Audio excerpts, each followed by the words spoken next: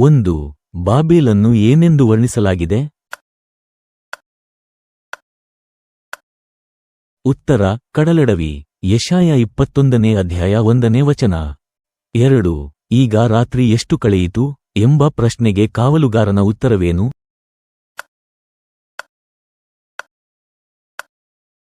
ಉತ್ತರ ಉದಯವೂ ಬರುತ್ತದೆ, ರಾತ್ರಿಯೂ ಬರುತ್ತದೆ. ಯೆಶಾಯ 21ನೇ ಅಧ್ಯಾಯ 12ನೇ ವಚನ. 3. ಕಾವಲುಗಾರನ ಕೂಗು ಎಲ್ಲಿಂದ ಕೇಳಿಸುತ್ತಿತ್ತು? ಉತ್ತರ ಸೈರಿನಿಂದ. ಯೆಶಾಯ 21ನೇ ಅಧ್ಯಾಯ 11ನೇ ವಚನ. 4. ಕೆದಾರಿನ ವೈಭವವು ಎಷ್ಟು ವರ್ಷಕ್ಕೆ ಇಲ್ಲವಾಗುವುದು? ಉತ್ತರ 1 ವರ್ಷಕ್ಕೆ. ಯೆಶಾಯ 21ನೇ ಅಧ್ಯಾಯ 16ನೇ ವಚನ. 5. ದಿವ್ಯದರ್ಶನದ ತಗ್ಗು ಎಂದು ಯಾವುದನ್ನು ಕರೆಯಲಾಗಿದೆ? ಉತ್ತರ ಯೆರೂಸಲೇಮ. ಯೆಶಾಯ 22ನೇ ಅಧ್ಯಾಯ. 6. ಲೆಬನನಿನ ತೋಪು ಎನಿಸಿಕೊಳ್ಳುವ ಮಂದಿರದಲ್ಲಿ ಏನನ್ನು ಇಟ್ಟಿದ್ದರು? ಉತ್ತರ ಆಯುಧಗಳನ್ನು. ಯೆಶಾಯ 22ನೇ ಅಧ್ಯಾಯ 8ನೇ ವಚನ. 7. ಅರಮನೆಯ ಮೇಲ್ವಿಚಾರಕನು ಯಾರು? ಉತ್ತರ ಶೆಬ್ನ. ಯೆಶಾಯ 22ನೇ ಅಧ್ಯಾಯ 15ನೇ ವಚನ. 8. ಯೆಹೋವನು ಯಾರನ್ನು ಚೆಂಡಿನಂತೆ ಸುತ್ತಿ ಸುತ್ತಿ ವಿಸ್ತಾರವಾದ ದೇಶಕ್ಕೆ ಬಿಸಾಡುವನು? ಉತ್ತರ ಶೆಬ್ನನನ್ನು. ಯೆಶಾಯ 22ನೇ ಅಧ್ಯಾಯ 18ನೇ ವಚನ. 9. ಹಿಲ್ಕೀಯನ ಮಗನು ಯಾರು? ಉತ್ತರ ಎಲ್ಯಾಕೀಮ್ಯನು. ಯೆಶಾಯ 22ನೇ ಅಧ್ಯಾಯ 20ನೇ ವಚನ. 10. ಯೆರೂಸಲೇಮಿನ ನಿವಾಸಿಗಳಿಗೂ ಯೆಹೂದದ ಮನೆತನದವರಿಗೂ ತಂದೆಯಾಗುವವನು ಯಾರು? ಉತ್ತರ ಎಲ್ಯಾಕೀಮ್ಯನು. ಯೆಶಾಯ 22ನೇ ಅಧ್ಯಾಯ 21ನೇ ವಚನ. 11. ಶಿಹೋರಿನ ಧಾನ್ಯದಿಂದಲೂ ನೈಲಿನ ಬೆಳೆಯಿಂದಲೂ ಆದಾಯ ಹೊಂದಿದ ನಗರಿ? ಉತ್ತರ ತೂರ್. ಯೆಶಾಯ 23ನೇ ಅಧ್ಯಾಯ 3ನೇ ವಚನ. 12. ತೂರಿನ ಸಮಾಚಾರವು ಯಾರಿಗೆ ಮುಟ್ಟಲು ಸಂಕಟಪಡುವರು? ಉತ್ತರ ಐಗುಪ್ತ್ಯರಿಗೆ ಮುಟ್ಟಲು. ಯೆಶಾಯ 23ನೇ ಅಧ್ಯಾಯ 5ನೇ ವಚನ. 13. ಯಾವ ನಗರವು ನೈಲ್ ನದಿಯಂತೆ ದೇಶವನ್ನು ಆವರಿಸುವುದು?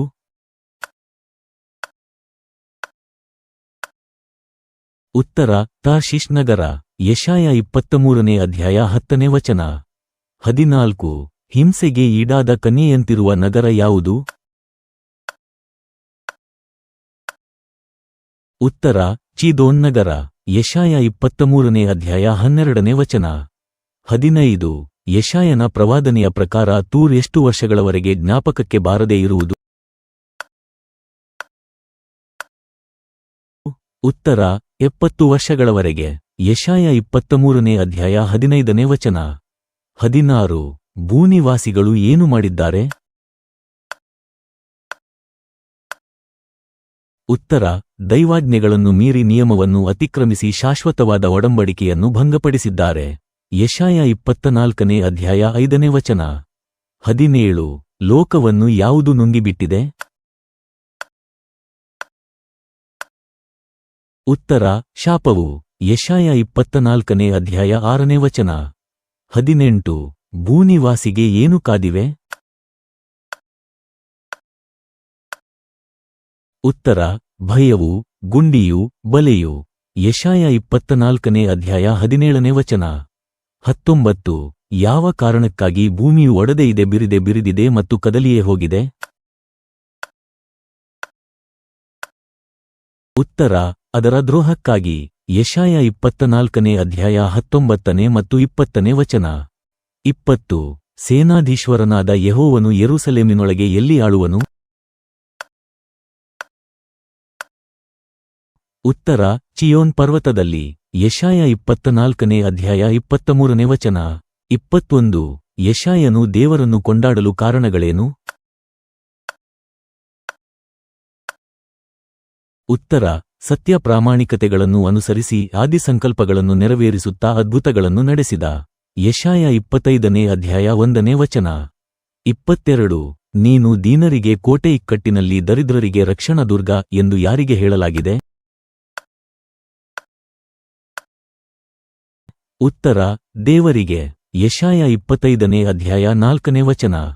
23 ಯೆಹೋವನು ಚಿಯೋನ್ ಪರ್ವತದಲ್ಲಿ ಸಕಲ ಜನಾಂಗಗಳಿಗೂ ಏನು ಸಿದ್ಧಪಡಿಸುತ್ತಾನೆ? ಉತ್ತರ ಮೃಷ್ಟಾನ್ನದಿಂದಲೂ ಮತ್ತು ದ್ರಾಕ್ಷಾರಸದಿಂದಲೂ ಕೂಡಿದ ಔತಣವನ್ನು. ಯೆಶಾಯ 25ನೇ ಅಧ್ಯಾಯ 6ನೇ ವಚನ. 24 ದೇವರು ಮರಣವನ್ನು ಏನು ಮಾಡುತ್ತಾನೆ? ಉತ್ತರ ಶಾಶ್ವತವಾಗಿ ನಿರ್ನಾಮ ಮಾಡುವನು. ಯೆಶಾಯ 25ನೇ ಅಧ್ಯಾಯ 8ನೇ ವಚನ. 25 ತಿಪ್ಪೆ ಗುಂಡಿಯ ರೊಚ್ಚಿನಲ್ಲಿ ಒಣ ಹುಲ್ಲು ತುಳಿಯಲ್ಪಡುವ ಹಾಗೆ ತುಳಿಯಲ್ಪಡುವುದು ಯಾವುದು? ಉತ್ತರ ಮೋವಾಬ. ಯೆಶಾಯ 25ನೇ ಅಧ್ಯಾಯ 10ನೇ ವಚನ. 26 ಯೆಹೋವನು ಏನನ್ನು ಕೋಟೆಯನ್ನಾಗಿಯೂ ಹೊರಪೋಳಿಯನ್ನಾಗಿಯೂ ಮಾಡಿದ್ದಾನೆ? ಉತ್ತರ ತನ್ನ ರಕ್ಷಣೆಯನ್ನು. ಯೆಶಾಯ 26ನೇ ಅಧ್ಯಾಯ 1ನೇ ವಚನ. 27 ಯಾರು ಪ್ರವೇಶಿಸುವಂತೆ ಬಾಗಿಲುಗಳನ್ನು ತೆರೆಯಲು ಹೇಳಲಾಗಿದೆ? ಉತ್ತರ ಧರ್ಮಸತ್ಯಗಳನ್ನು ಕೈಕೊಳ್ಳುವ ಜನಾಂಗ. ಯೆಶಾಯ 26ನೇ ಅಧ್ಯಾಯ 2ನೇ ವಚನ. 28 ಯಾರನ್ನು ಶಾಂತಿಯಲ್ಲಿ ನೆಲೆಗೊಳಿಸಿ ಕಾಯುವನು? ಉತ್ತರ ಸ್ಥಿರಚಿತ್ತನನ್ನು. ಯೆಶಾಯ 25ನೇ ಅಧ್ಯಾಯ 3ನೇ ವಚನ. 29 ಶಿಷ್ಟನ ಮಾರ್ಗವು ಏನಾಗಿದೆ? ಉತ್ತರ ನೇರವಾಗಿದೆ. ಯೆಶಾಯ 25ನೇ ಅಧ್ಯಾಯ 7ನೇ ವಚನ. 30 ಯಥಾರ್ಥವಂತರ ದೇಶದಲ್ಲಿ ಅನ್ಯಾಯವನ್ನು ಆಚರಿಸುವವರು ಯಾರು ಎಂದು ಉಲ್ಲೇಖಿಸಲಾಗಿದೆ? ಉತ್ತರ ದುಷ್ಟರು. ಯೆಶಾಯ 26ನೇ ಅಧ್ಯಾಯ 10ನೇ ವಚನ. 31 ಯೆಹೋವನು ನಮಗೆ ಏನನ್ನು ವಿಧಿಸುವನು? ಉತ್ತರ ಸಮಾಧಾನವನ್ನು. ಯೆಶಾಯ 26ನೇ ಅಧ್ಯಾಯ 12ನೇ ವಚನ. 32 ಯೆಹೋವನು ಏಕೆ ತನ್ನ ಸ್ಥಳದಿಂದ ಹೊರಡುತ್ತಾನೆ? ಉತ್ತರ ಭೂನಿವಾಸಿಗಳಿಗೆ ಪಾಪ ಫಲವನ್ನು ತಿನ್ನಿಸಬೇಕೆಂದು. ಯೆಶಾಯ 26ನೇ ಅಧ್ಯಾಯ 21ನೇ ವಚನ. 33 ಯೆಹೋವನು ಯಾವುದರಿಂದ ವೇಗವಾಗಿ ಓಡುವ ಸರ್ಪ, ಡೊಂಕಾಗಿ ಹರಿಯುವ ಸರ್ಪ ಮತ್ತು ನದಿಯಲ್ಲಿನ ಘಟಸರ್ಪವನ್ನು ಕೊಂದು ಹಾಕುವನು? ಉತ್ತರ ಕಠಿಣವೂ ಮಹತ್ತು ಬಲವೂ ಆಗಿರುವ ತನ್ನ ಖಡ್ಗದಿಂದ. ಯೆಶಾಯ 27ನೇ ಅಧ್ಯಾಯ 1ನೇ ವಚನ. 34 ಮುಂದಿನ ಕಾಲದಲ್ಲಿ ಯಾಕೋಬಿನ ಸಂತಾನವು ಹೇಗಿರುವುದು? ಬೇರೂರುವುದು, ಹೂ ಬಿಟ್ಟು ಚಿಗುರುವು ಮತ್ತು ವೃಕ್ಷದಂತೆ ಭೂಮಂಡಲವನ್ನೆಲ್ಲ ಫಲದಿಂದ ತುಂಬಿಸುವುದು. ಯೆಶಾಯ 27ನೇ ಅಧ್ಯಾಯ 6ನೇ ವಚನ. 35 ಯಾಕೋಬ್ಯರ ಅಧರ್ಮಕ್ಕೆ ಪ್ರಾಯಶ್ಚಿತ್ತವಾಗುವುದು ಹೇಗೆ? ಉತ್ತರ ಯಾಕೋಬ್ಯರು ಯಜ್ಞವೇದಿಯ ಕಲ್ಲುಗಳನ್ನೆಲ್ಲ ಸುಣ್ಣದಂತೆ ಪುಡಿಪುಡಿ ಮಾಡಿ ಅಶೇರವೆಂಬ ವಿಗ್ರಹ ಸ್ತಂಭ, ಸೂರ್ಯ ಸ್ತಂಭಗಳನ್ನು ಇನ್ನೂ ಪ್ರತಿಷ್ಠಿಸದೆ ಹೋದಾಗ. ಯೆಶಾಯ 27ನೇ ಅಧ್ಯಾಯ 9ನೇ ವಚನ. 36 ಕೋಟೆಕೊತ್ತಲದ ಪಟ್ಟಣವು ಏನಾಗುವುದು? ಉತ್ತರ ಕೋಟೆಕೊತ್ತಲದ ಪಟ್ಟಣವು ಹಾಳಾಗಿ ಕಾಡಿನಂತೆ ಜನರಿಲ್ಲದೆ ಶೂನ್ಯ ನಿವಾಸಸ್ಥಾನವಾಗುವುದು. ಯೆಶಾಯ 27ನೇ ಅಧ್ಯಾಯ 10ನೇ ವಚನ. 37 ಅಶ್ಶೂರ ದೇಶದಲ್ಲಿ ಹಾಳಾದವರು, ಐಗುಪ್ತ ಸೀಮೆಯಲ್ಲಿ ದೇಶಭ್ರಷ್ಟರಾದವರು ಬಂದು ಯೆಹೋವನ ಮುಂದೆ ಅಡ್ಡಬೀಳುವರು. ಯಾವ ಘಟನೆ ಇದಕ್ಕೂ ಮುನ್ನ ನಡೆಯುತ್ತದೆ? ಉತ್ತರ ಒಂದು ದೊಡ್ಡ ಕೊಂಬನ್ನೂದುವ ಶಬ್ದ. ಯೆಶಾಯ 27ನೇ ಅಧ್ಯಾಯ 13ನೇ ವಚನ. 38 ಕುಡುಕರಾದ ಎಫ್ರಾಯಿಮ್ಯರ ಮಹಿಮೆಯ ಕಿರೀಟವು ಯಾವುದರಿಂದ ತುಳಿಯಲ್ಪಡುವುದು? ಉತ್ತರ ಕಾಲಿನಿಂದ ತುಳಿಯಲ್ಪಡುವುದು. ಯೆಶಾಯ 28ನೇ ಅಧ್ಯಾಯ 3ನೇ ವಚನ. 39 ದ್ರಾಕ್ಷಾರಸದಿಂದ ಮಧ್ಯದಿಂದ ಯಾರು ಓಲಾಡುತ್ತಾರೆ? ಉತ್ತರ ಯಾಜಕ ಪ್ರವಾದಿಗಳು.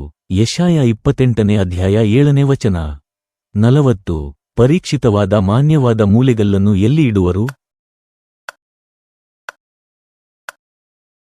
ಉತ್ತರ ಚೀಯೋನಿನಲ್ಲಿ.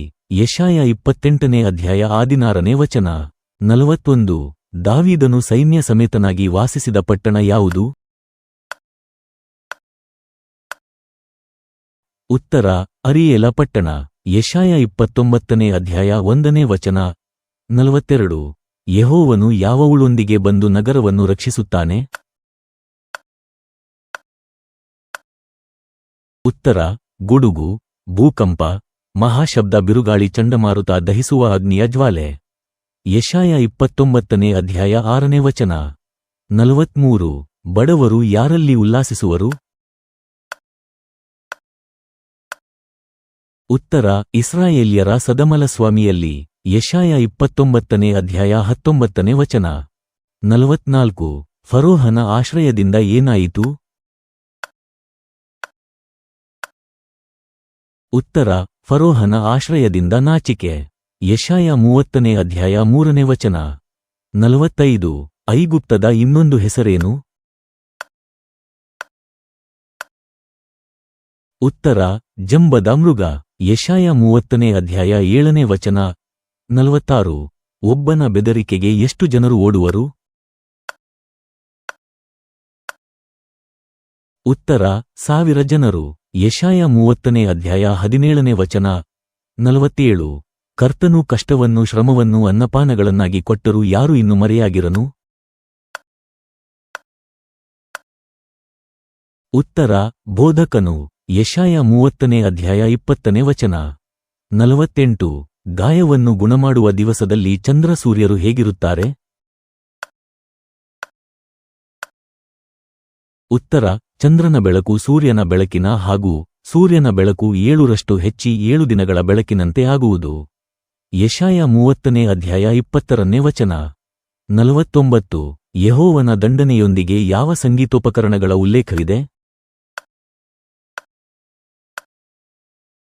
ಉತ್ತರ ದಮ್ಮಡಿ, ಕಿನ್ನರಿ. ಯೆಶಾಯ 30ನೇ ಅಧ್ಯಾಯ 32ನೇ ವಚನ 50. ಪುರಾತನ ಕಾಲದಿಂದಲೂ ಅಗ್ನಿಕುಂಡವು ಯಾರಿಗಾಗಿ ಸಿದ್ಧವಾಗಿದೆ? ಉತ್ತರ ಅಶ್ಶೂರದ ರಾಜನಿಗಾಗಿ. ಯೆಶಾಯ 30ನೇ ಅಧ್ಯಾಯ 33ನೇ ವಚನ